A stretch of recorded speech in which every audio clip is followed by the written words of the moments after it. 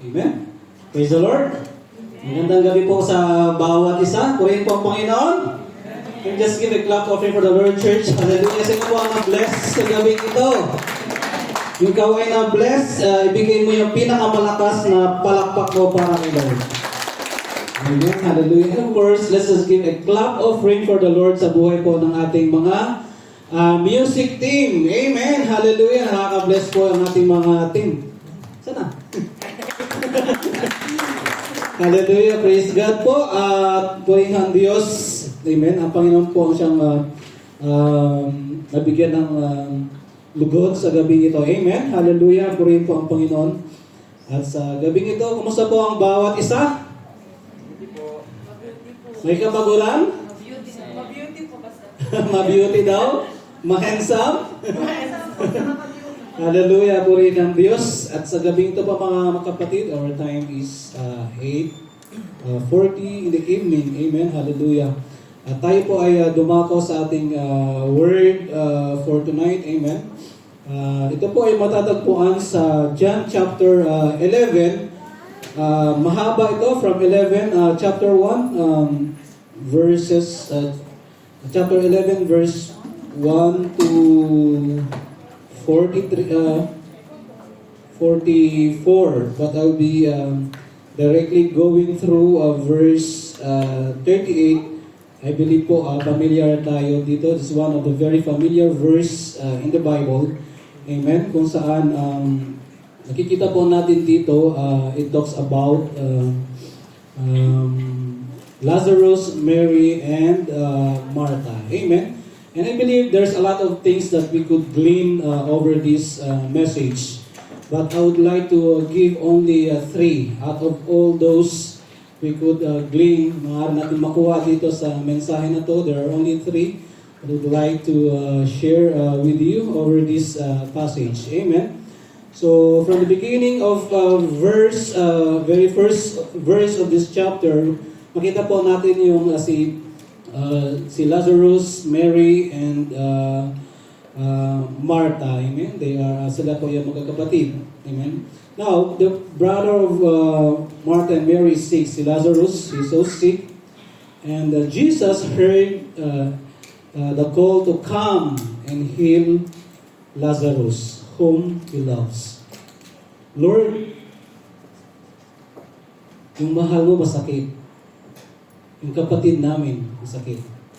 When Jesus heard that, there's a call for Him to come and heal Lazarus. And in verse 14, makita po natin dito, doon muna tayo mga kapatid doon sa So in verse 14, Jesus reveals that Lazarus was dead, but He gave an assurance to Martha that his brother will rise again. Can we just all stand, church, as we read the word tonight, amen? Which is found in verses 11, chapter 11, 38 to 44, our key passage tonight, amen? So it says here, are we all in? Amen? So in verse 38, sabi niya doon, in continuation from verse 1, verse 38, sabi niya, Jesus, once more deeply moved, came to the tomb. It was a cave with a stone laid across the entrance. In verse 9, He said, take away the stone, He said. But Lord, said Martha, the sister of the dead man, which is Lazarus, by this time there is a bad odor, for he has been there 4 days. So 4 na araw na pong andun si Lazarus sa tomb. Then Jesus said, did I not tell you that if you believe, you will see the glory of God? In verse 41, so they took away the stone. Then Jesus looked up and said, Father, I thank you that you have heard me. I knew that you always hear me, but I said this for the benefit of the people standing here, that they may believe that you sent me. When I had said this, Jesus called in a loud voice, Lazarus, come out. The dead man came out, his hands and feet wrapped with strips of linen and a cloth around his face. Jesus said to them, take off the grave clothes and let him go. Let's pray. Dakilang Diyos, sa aming maraming salamat, Panginoon, sa gabing ito, O God, Lord. Purihin ka, dakilain ka, Panginoon. Lord, we entrust you this evening, Panginoon. May you be for God, Lord, O God, hallelujah. Be the speaker tonight, Panginoon. Decrease me, that your name alone will be increased in our midst, Panginoon. Ikaw, O Diyos, ang siya mangusap, O God, Lord, sa bawat sa Panginoon. We pray for God, Lord, O God, that you will give us an attentive ear, Panginoon, God, in the name of Jesus. Let your servant speak your word with boldness, for God, in the name of Jesus. Saturate this place with your presence, for God, Lord, through the power of the Holy Spirit, O God. We thank you, Lord. We bless you. In Jesus' name we pray. Amen and amen. So please all be seated. Amen. So the title of the message says here,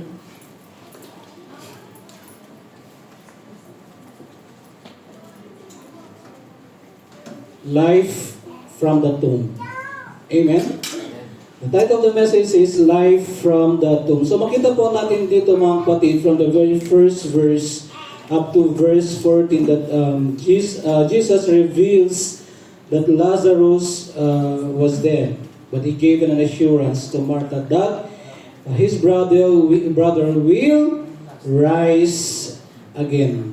Now going forward to verse 38, makita po natin dito, it says here in verse 38, Then Jesus, again groaning in himself, came to the tomb. It was a cave, and a stone lay against it. And Jesus said, Take away the stone. Amen. In this passage, we witness one of the most powerful moments in Jesus' ministry. At yun po yung raising Lazarus from the dead. Amen. So, ngayon, there are three things I would like to share with you. It is yung 3R po, 3 R lang to. So, I hope you will gonna remember it when we go out of this place. Makita po natin dito in verse 1, it says here, when we read it, Jesus once more deeply moved when he came to the tomb, in verse 35 masabi nga doon, Jesus wept. Siya po ay nagtangis. Amen. So, makita po natin dito that he was deeply moved. Ano ba sa Tagalog yung translation of deeply moved? Siya po ay malalim, no? Sobrang lalim ng ano. So, Jesus once more deeply moved when he came to the tomb. So, when say deeply moved, it means that it shows a deep compassion. Amen. Makita natin dito yung emotion ni Jesus kung saan his emotion is so powerful. Sabi dito, the phrase deeply moved comes from the Greek word embrimaumai. Embrimaumai, kung saan it suggests not only sorrow, hindi lang sorrow, but also anger. Perhaps the reality of death and the pain it causes to humanity. Recently we had lost, last week lang po, we had lost yung natitirang sa side ng mother ko, yung kapatid ng lolo ko, and she was just buried last Thursday. So, makita natin dito that Jesus confronts death as an enemy, showing his compassion and his divine authority over it. And nung makita po natin dito that when he was being deeply moved, it means that Jesus, he feels with us. Kaya kung nakakaramdam taman ng lungkot, sino dito ang minsan nakakaramdam ng lungkot? Amen. Lahat tayo nakakaramdam ng lungkot. Sino tayo nakakaramdam ng saya? When Jesus feels joy, of course, amen, he feels it with us also. When we have that joy, or either when we are sad, Jesus feels with us. And when we are grieving, he also feels that emotions with us. Nakita po dito mga kapatid, there is an instruction. Number 1R is the responsibility of the disciples in this resurrection. In verse 30, sabi niya doon, 39, take away the stone. Jesus gave an instruction to the disciples, to them that are in that place. Take away the stones. Why? Why they should have to take away the stones? Because one thing, there is a responsibility. Meron pong responsibilidad na pinapagawa si Jesus sa kanila. And that they would prepare for this resurrection. Ano pong sabi ni Jesus kay Martha in verse 23? Sabi ni Jesus kay Martha in verse 23, Jesus said to her, "Your brother will rise again." Kaya nung sinabi ni Jesus sa verse 39, take away the stone, it means there is a responsibility that they have to do. That is to take away that stone. They are going to prepare for the resurrection of Lazarus. Pero ano na yung naging response ni Martha? Dito, isinasalarawan po yung magiging response natin and how we respond with the situations also. Ang sabi ni Martha, "But Lord," said Martha, the sister of Lazarus, "by this time, since there's already 4 days," imagine mo 4 days. Hindi ko alam kung also that time ang embalming. Hindi siguro, no? So by that time, kung hindi also yung embalming, so imagine the odor of that the decay body. By this time, there is a bad odor, for he has been there 4 days. So when Jesus commands, take away the stone, tanggalin niyo yung stone. Imagine at those time yung cave malalaki, di ba? Malalaki. We don't know what is the exact size. But here Jesus is calling for faith. Amen. He is commanding an action. He is calling all those who are present to participate in the miracle. And take note that this verse is all about the miracle of the resurrection. Kaya yung hesitations po ni Martha, sabi niya doon, "But Lord," that is a hesitation. Hesitant. But, sabi niya doon, may pag-aalinlangan. Amen. "But Lord, he has been there 4 days. By this time, there is a bad odor." And this reflects a human doubt. Amen. Sino dito, at times, you have that doubt. Amen. At times, we face the reality, we doubt. Amen. Lalo na kung hindi ka sure sa isang bagay. And this Martha's hesitation, it talks about the reality of decay since, yun nga, 4 na araw na sa tomb. And of course, yung reality of the decay of the remains. So, we could see here that the words of Martha, it reflects or it mirrors, it emphasizes our doubts when situation seems hopeless. Amen? Yung wala ka ng pag-asa. You are at the end of your hope. And this pictures us, our situation also at times, we go through a season of a moment of doubting. Amen?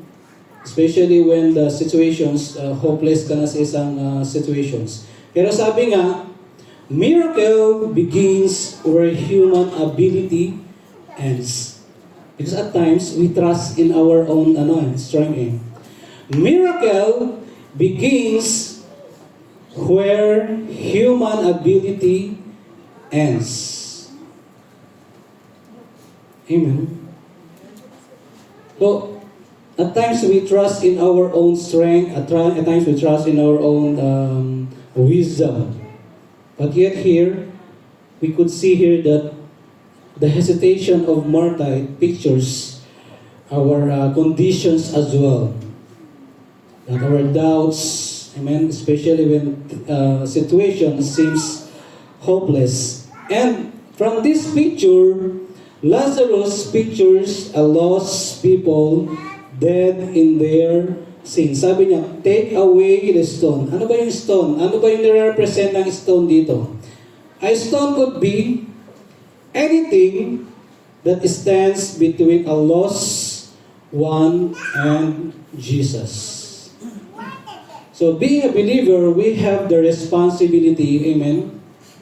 We have that responsibility to take away that stone.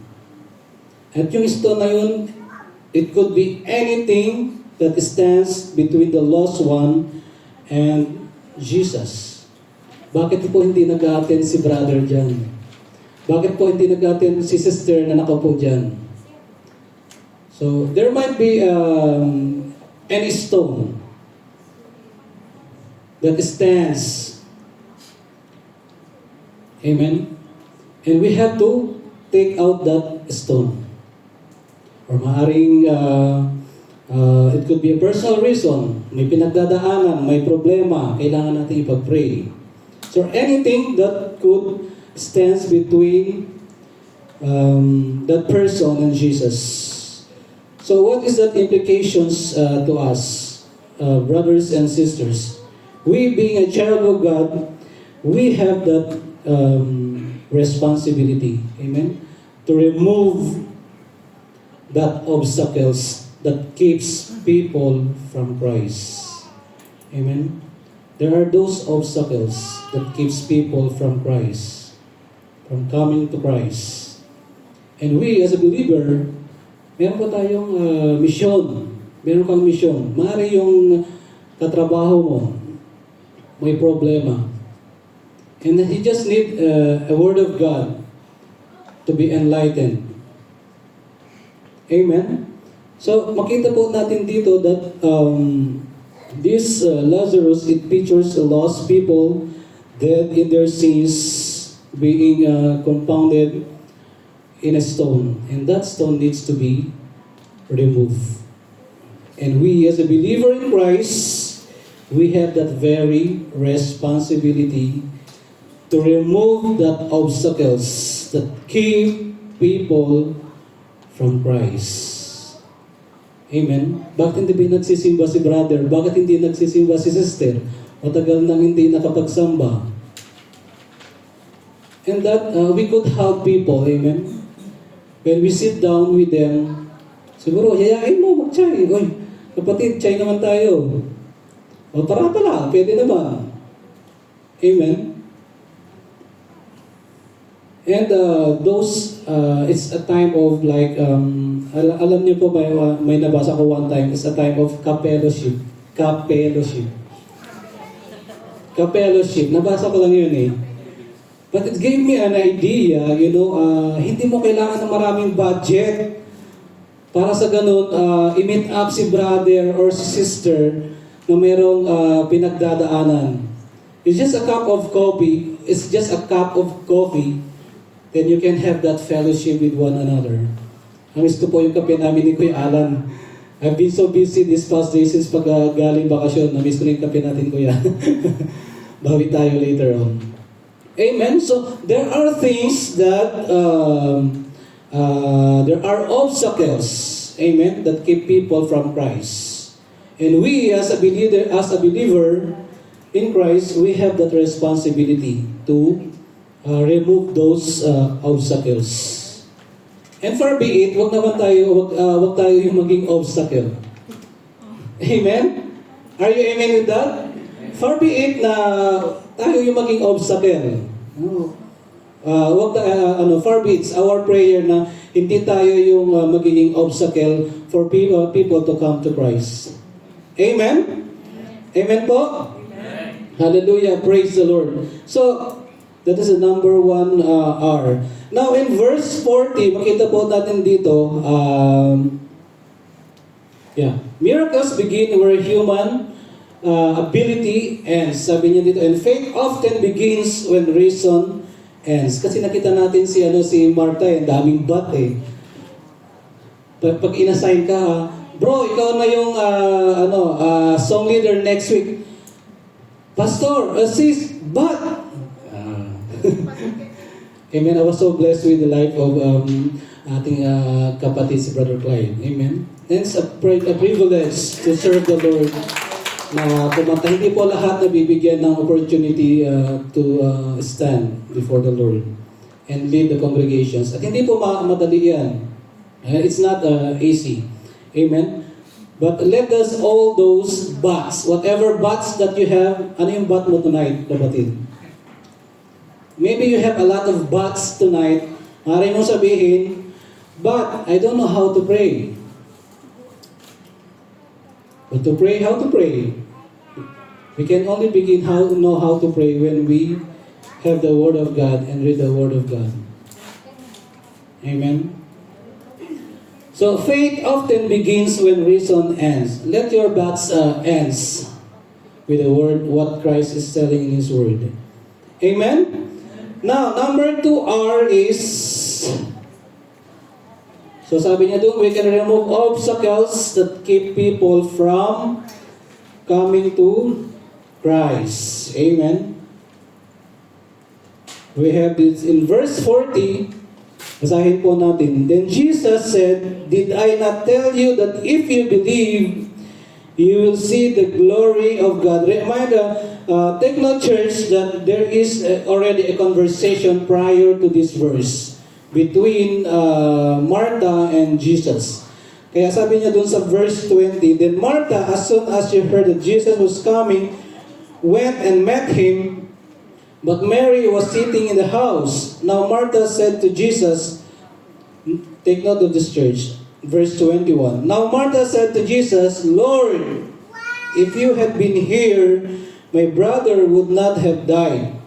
But even now, I know that whatever you ask of God, God will give you. And in verse 23, Jesus said to her, your brother will rise again. Kaya sabi niya dun sa verse 40, when they converse once again, sabi niya dun, did I not tell you that if you believe? So there is already a conversation prior to that. Sana yun? Wait lang po.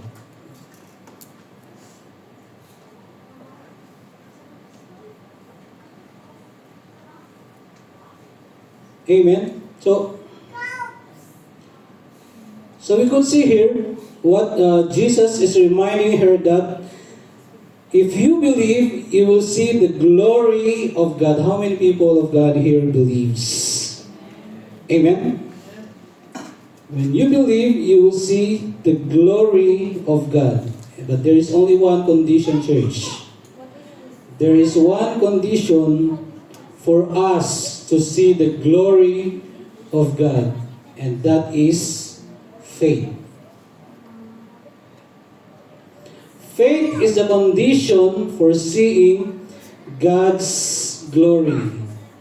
Yung sinabi ko po kanina, yung conversation ni Martha with Jesus in John 11:27, it reminds us that belief opens the way for divine revelations. Ano ba yung glory of God?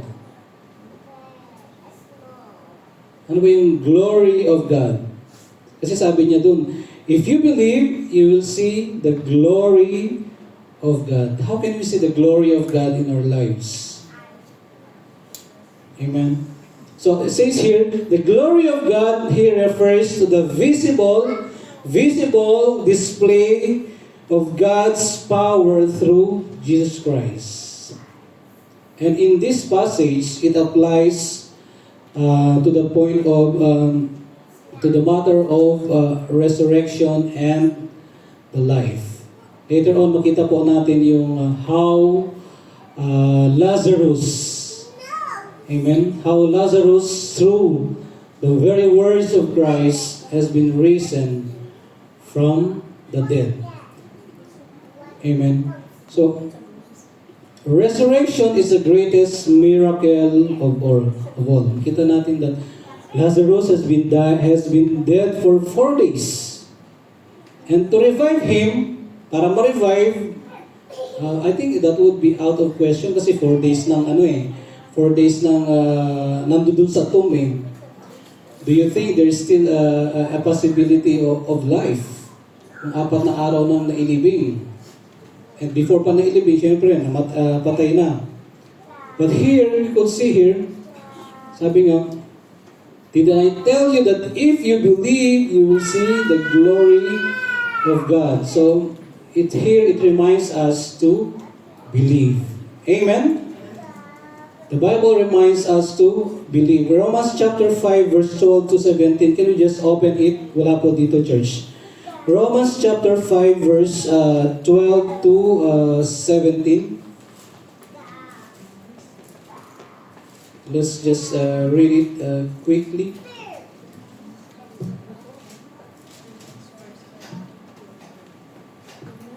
Romans chapter 5 verses 12 to 17. It says here, Romans chapter 5 verses 12 to 17. Therefore, just as through one man sin entered the world, and death through sin, and thus death spread to all men because all sinned. For until the law, sin was in the world, but sin is not imputed when there is no law. Nevertheless, death reigned from Adam to Moses, even over those who had not sinned according to the likeness of the transgression of Adam, who is a type of him who was to come. But the free gift is not like the offense. For if by the man's offense many died, much more the grace of God and the gift by the grace of the one man, Jesus Christ, abounded to many. And the gift is not like that which came through one man, one who sinned, for the judgment which came from one offense resulted in condemnation. But the free gift which came from many offenses resulted in justification. For if by the one man's offense death reigned through the one, much more those who receive abundance of grace and the gift of righteousness will reign in life through one, Jesus Christ. So those who are dead in sin are being made alive only by Christ. Amen. And in verse 41, balik tayo dun. And in verse 41 to 42, we could see, sabi ni Jesus, so take away the stone, take away the stone, take away all those obstacles, take away all those hindering the people to come to Jesus. Then Jesus looked up and said, Father, I thank you that you have heard me. I know that you always hear me, but I said this for the benefit of the people standing here, that they may believe that you sent me. What does this prayer of Jesus reveals? Ano ba yung, what does this prayer of Jesus reveals to us? This prayer of Jesus reveals a perfect union with the Father. He is not pleading. But what He did is that He gave thanks. Sabi niya doon, Father, I thank you. He did not plead, but rather He gave thanks. That is, He shows confidence that His will aligns with God's wills. So Jesus prayed, He prayed, not because He need, to be, not because God needs to be reminded, but so that those who are around may believe. So there's a challenge for those who are around to believe. Kasi syempre sila ba naman it's already 4 days in the tomb. When we are in that situation, will you believe? Will we believe? Imagine, no? Hindi, 4 na araw na yan eh. So it stirs our faith whether we will believe. Pero sabi niya dito, He prays aloud for the benefit of those standing by because He wants to teach them something. Ano yung gusto ituro ni Jesus dito doon sa mga tao na nandoon? He wants to teach them that His power comes from the Father and that He was sent by God. Yun po yung nais na ituro ni Jesus doon sa mga tao. That's why this prayer is an invitation for us also to trust that God is always listening. Amen? This prayer is an invitation for us to trust that God is always listening. Sino ba dito yung somehow meron ka ng doubt na naririnig ba ako ni Lord? Have you come to that point? Siguro, I believe meron season na gano'n. Na, you're asking yourself, naririnig kaya ako ni Lord? But let this prayer of Jesus reminds you and I, amen, to trust that God is always listening. Even when we don't see immediate results. Kasi minsan ang gusto natin, immediate results eh. Lord, gusto ko ng trabaho. So, umaga, dyan na yung trabaho. But it won't work like that. Amen? You remember church, last August, I don't know if you remember it. Last August, before I left to Philippines, going to Philippines for my marriage, sabi ko kay Lord, Lord, pagbalik ko, kasama ko na yung misis ko. At ang sabi ko, there are only two things I want to do, Lord. Talagang nakipag, ko kay Lord. There are only two things that I wanted to do when I come back. Kasi nakita ko na foresee ko na yung magiging situation eh. Lord, it's either I want to stay for good in Abu Dhabi. Or, if I would stay in Fujairah, Lord, I need a job. It's very clear. It's a very clear conversation with the Lord. Lord, when I come back, kasama ko na yung misis ko. So there are only two things I would like to do. It's either I will, for good in Abu Dhabi, stay in Abu Dhabi. Parang pupunta ka na lang sa Fujairah once in a blue moon. Or, if I need to stay in Fujairah, Lord, I need a job. And it's a very clear prayer before the Lord. So, okay, went to Philippines, come back, and I never expect how God moves. And when how things are being orchestrated. And I was being called, 1 week pa lang ako noon, pagkagaling bakasyon. So tinawagan na ako. We need you here.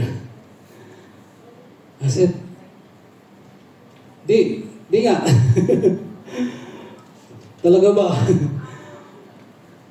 And when I had my interview, it's not an interview anymore. It's like a discussion with the chief operating officer. So nag-usap kami. And then, and that's it. So, the next week after that discussion, they told me to, okay, resign today. Huh? Today is 25. No, I want to, ibang araw. Oh, you need to resign today. And I said, and that very morning, our company has announced organizational restructuring. Parang may changes lang sa parang sa reporting namin. And sabi ko, so I was being like, ano ba to, Lord? hindi ko maintindihan. I don't really understand. Kaya sabi ko nga, God has reminded me of my prayer back then in August. So, kasi sabi dito, ang sabi ni Jesus, then Jesus looked up and said, Father, I thank you that you have heard me. That is confidence, mga kapatid.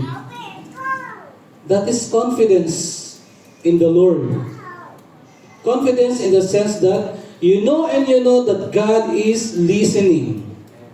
Kasi minsan, meron tayong at the back of our minds, narinig kaya ni Lord, alam kaya ni Lord yung Sometimes, even in our prayers, yun nga, my wife is, when we pray together, I pray, she's praying, silence lang. And I agree with her. Yung prayer mo, hindi kailangan malakas para marinig ka ni Lord. Yung prayer mo, hindi kailangan sobrang lakas ng boses. But why in this passage, why Jesus cries aloud? When he prayed, he cries aloud. Why? Because he wants those people around, amen, to hear. And not just only to hear. Jesus wants them to realize, amen, that his power comes from the Father and that he was sent by God. Amen? Kaya, when we pray, when we're being invited to pray, trust God. Amen?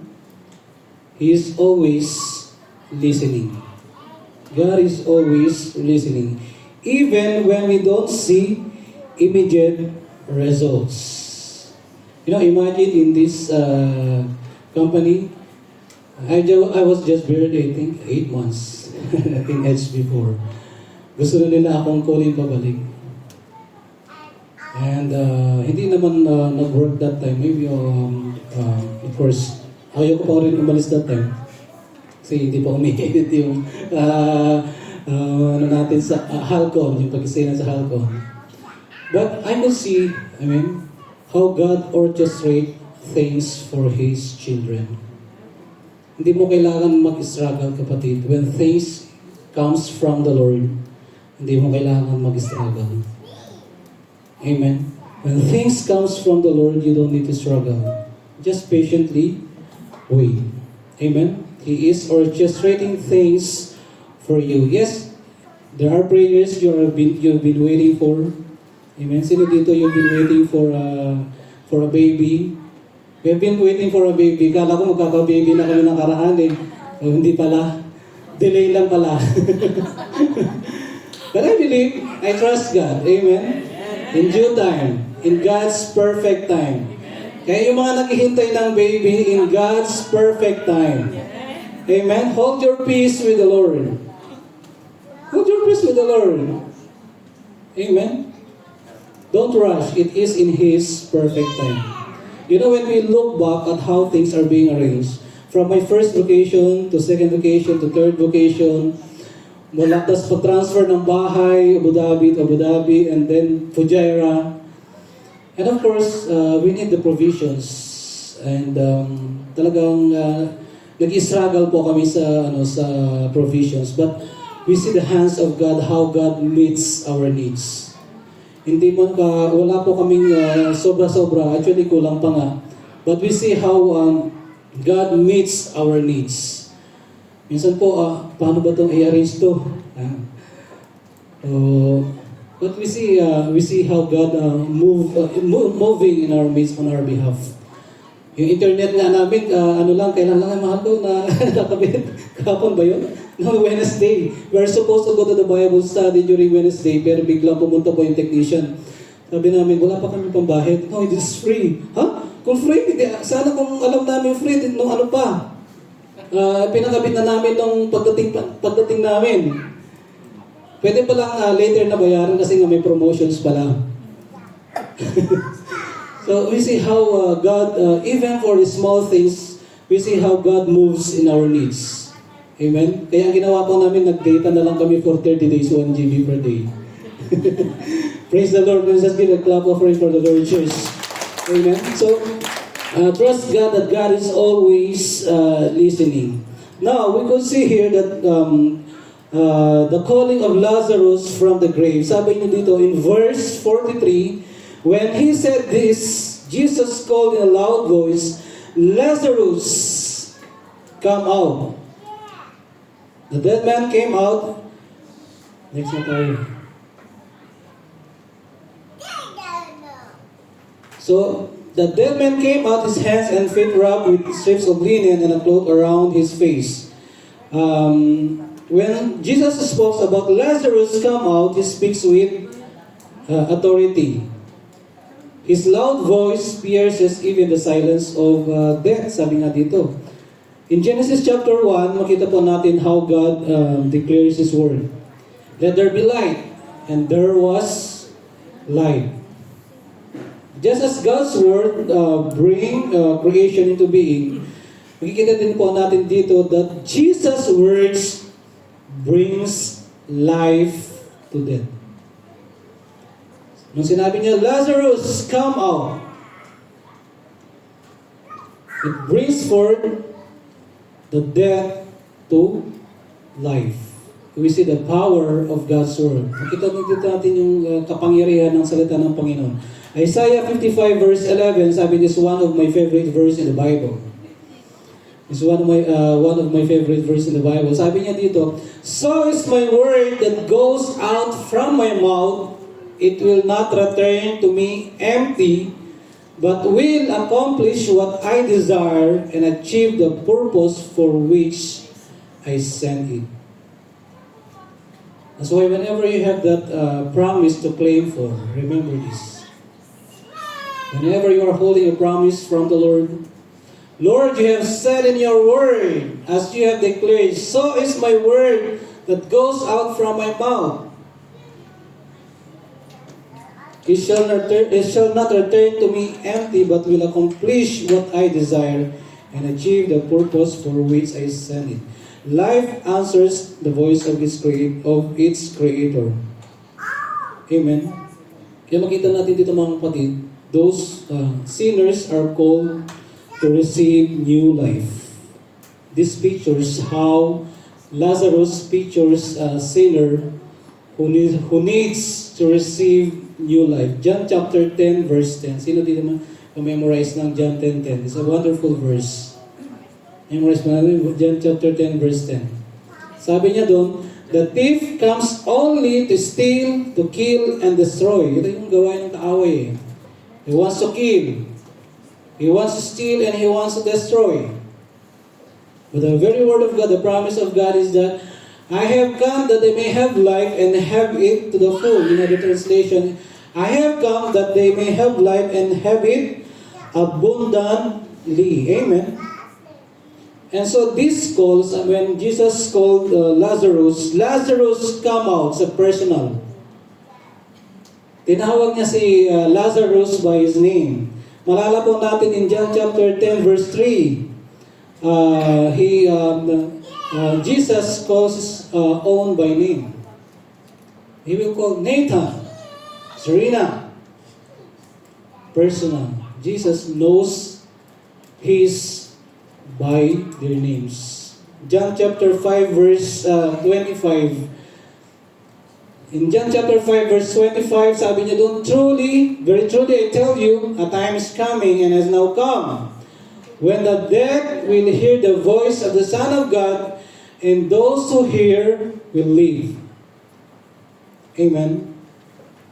No power of death can resist the voice of the Son of God. Amen. And this miracle, it foreshadows the resurrection of Jesus.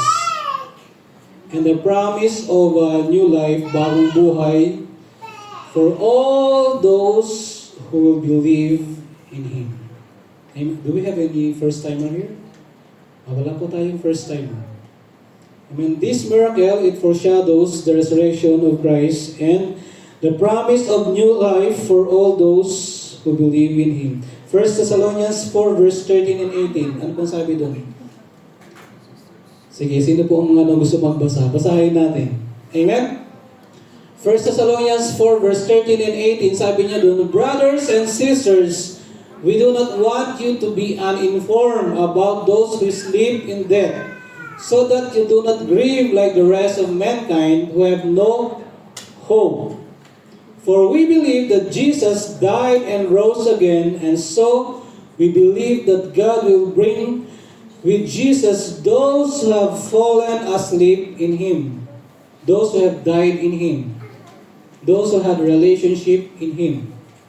According to the Lord's word, we tell you that we who are still alive, who are left until the coming of the Lord, will certainly not precede those who have fallen asleep.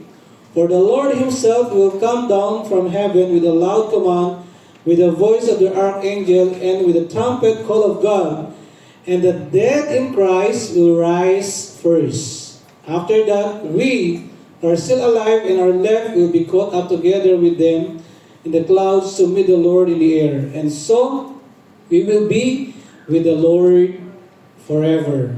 Therefore, encourage one another with these words. And this refers to our resurrection when Christ calls us. Amen? Amen? So, number one, we have that responsibility. Amen? Responsibility to remove those obstacles, whatever obstacles trying to hinder us coming to Christ, whatever hindrances to those people who needs Christ, we have the responsibility to remove those obstacles. And number two, we have that the resurrection. Amen.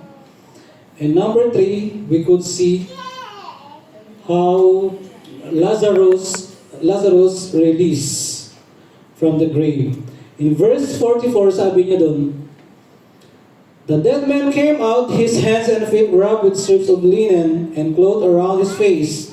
Jesus said to them, take off the grave clothes and let him go. Amen. This is finally Jesus instructs, take off the grave clothes. Sorry, I think, saan na yun? Grave clothes and let him go. So Lazarus is alive, but he's still bound. He's alive, but still bound. And so anong po sabi ni Jesus dito? Take off the grave clothes and let him go. Likewise, when Christ brings new life, He calls us to shed things that was once bound us, those fear, those sin, those doubt, and walk freely in the light of His love. Amen. So when Jesus tell them to take the grave clothes and let him go, that means it needs our participation.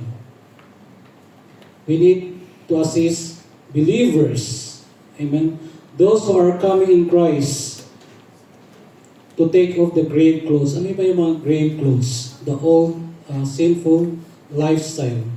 So whenever we had a new believer with us, that's why inaalalayan po natin sila sa kanilang walk with the Lord.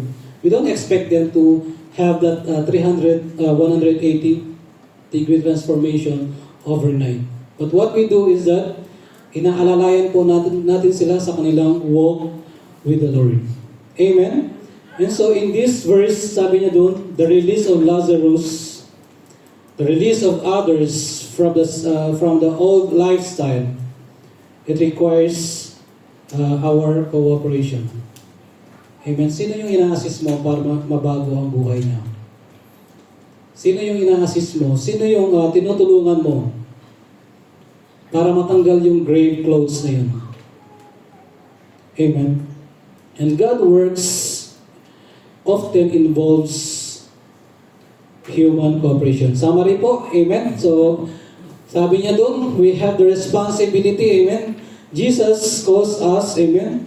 There is a command, there is an action, there is a calling which needs our participations. And we as a child of God, we can remove those obstacles that keep people from Christ. Number two, we have the resurrection, which demonstrated the power of Christ. Amen. Those dead in sin are made alive in Christ, and we are made alive in Christ. Amen. And our coming resurrection at Christ's cause, we have read it a while ago in 1 Thessalonians. And number three, it's supposed to be number three, the release of Lazarus by the disciples. There's a lot of things, there's more things to do. We as a child of God, we as a believer of Christ, there is more to do. Amen. Just look at the seats we have with us. We can help those others remove the stones or the grave clothes, which is obstacles to faith and in their new life in Christ. Can we just all stand, church? Hallelujah. And in conclusion, amen, Jesus' power of the dead confirms His identity as the Son of God. Faith is important. Amen.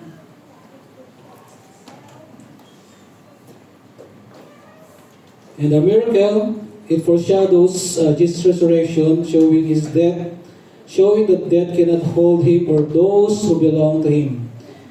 Amen. And we belong to Christ. Amen. And those who needs to be released, it needs participation in God's word. Christ wants us to participate in Him, releasing others from the grave clothes.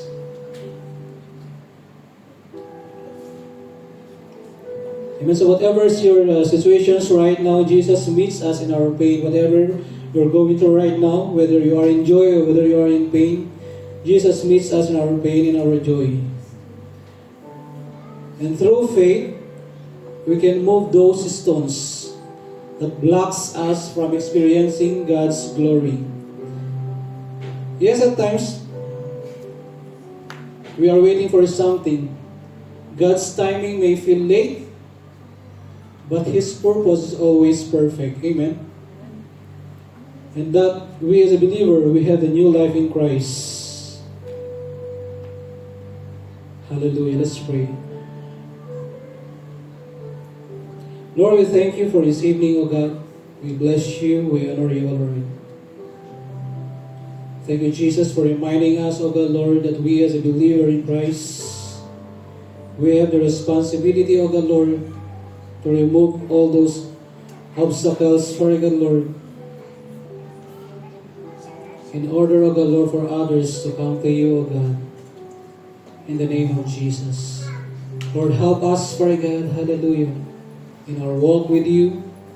Help us, O God, Lord, to be a channel of blessing to those people who are in need, O God, to come to you, O Lord, removing, for God, Lord, the obstacles, O God, Lord, in the name of Jesus. We thank you, O God, Lord, that you are our resurrection, O God, Lord, in the name of Jesus. And one day, O God, Lord, we will be with you forever, O God. We are not bound, O God, Lord, with a physical death, O God. Lord, we thank you, O God, Lord, hallelujah. Use your people, O God, Lord, as a channel of blessings, O God, Lord, to release others from the grave clothes, O God.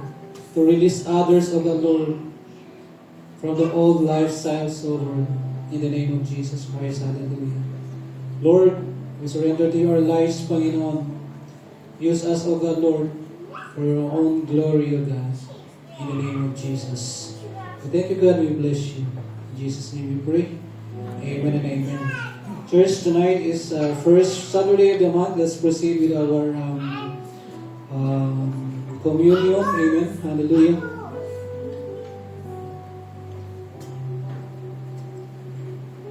Can we have all those instruments, church?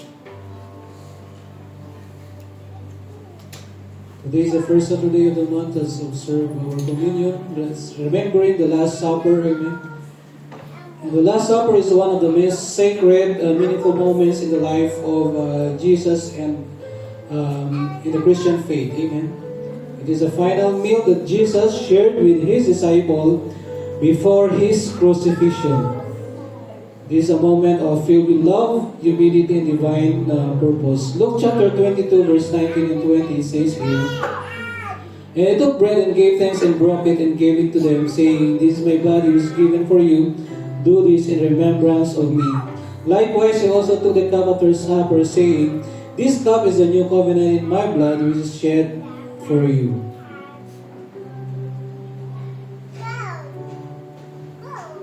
At the Last Supper, Jesus instituted the Eucharist, which is called the Holy Communion. He commanded His followers to remember His sacrifice. And tonight, we're being commanded to remember His sacrifice. The breaking of bread and the sharing of cup, we have here the bread and we have here the cup, became a symbol of His body and blood, which is a sign of the new covenant between God and humanity. And in this sacred meal, Jesus shows humility by washing His disciples' feet. John chapter 13, verses 1 to 17. And also in this meal, Jesus reveals His love, knowing that one day He would soon give His life for the world. And in this meal, He invites fellowship, calling all believers to unity through His sacrifice. So when we remember the Last Supper, we are being invited not only to recall this historical event, but to enter into a living relationship with Christ. So every time we celebrate communion, what we proclaim is that we proclaim the Lord's death and resurrection until He comes again.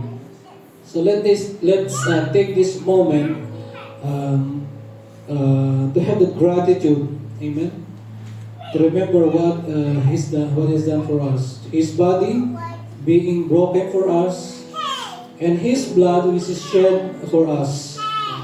Let's take also this moment as a sign of repentance. Amen. Cleansing our hearts before sharing in His table. So let's have that repentant heart before taking this communion. And let's take this moment to have that hope. Amen. As we await His coming, amen, for the great banquet in God's kingdom. Can we just all extend our hands up in this instrument, church? Hallelujah. Lord Jesus, we thank You for this instrument, O Lord God, which symbolizes Your body and blood, O God. We thank You for the gift of Your body that makes us whole, O Lord, and Your blood that washes away our sins, O God. Help us to remember Your love every time, O God, Lord, we come to Your table, O God, in the name of Jesus. May Your sacrifice, O God, Lord, continue to renew our hearts, strengthen our faith, O God, and unite us as one body in You, O Lord God, in the name of Jesus. Purify this instrument, O God, Lord, as we partake it, O God, in the name of Jesus. We thank You, God, in Jesus' name. Amen. Can you just distribute the instrument?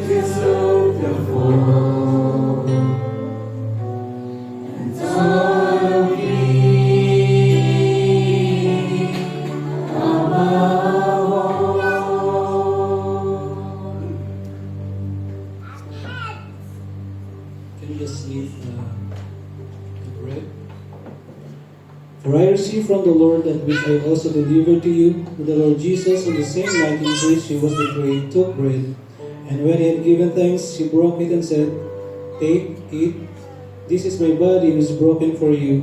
Do this in remembrance of me." Let's partake of the bread.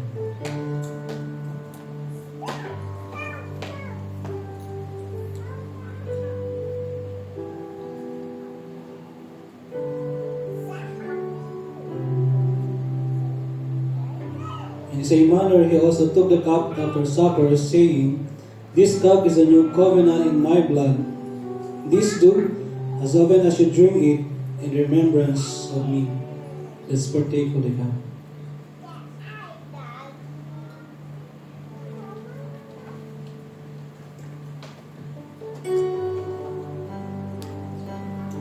For as often as you eat this bread and drink this cup, you proclaim the Lord's death till he comes.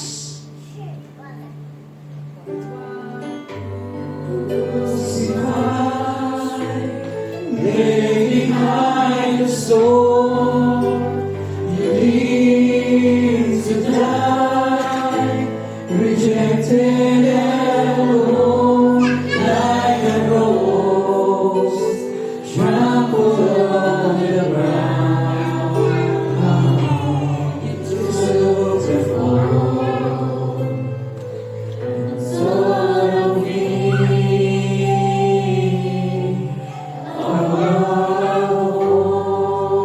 Father, in the name of Jesus, Lord, we thank you, we bless you, we honor you, God.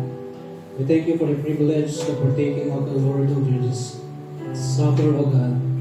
We continue, O God, Lord, to seal us, O God, Lord, with the blood of Christ, O God, that none of us may stumble in our walk, O God, Lord, as we continue to wait on your coming, O God, in the name of Jesus. We pray for, O God, Lord, to those who are not in this fold. We pray, O God, Lord, that you will draw them into your presence, O God, in the name of Jesus. We thank you, Lord, for your mercy, for your love and your grace to each and every one of us, O God. We bless you, we honor you. We ascribe to you, O God, glory and our praises. For in Jesus' mighty name, all saints will say, Amen and amen and amen.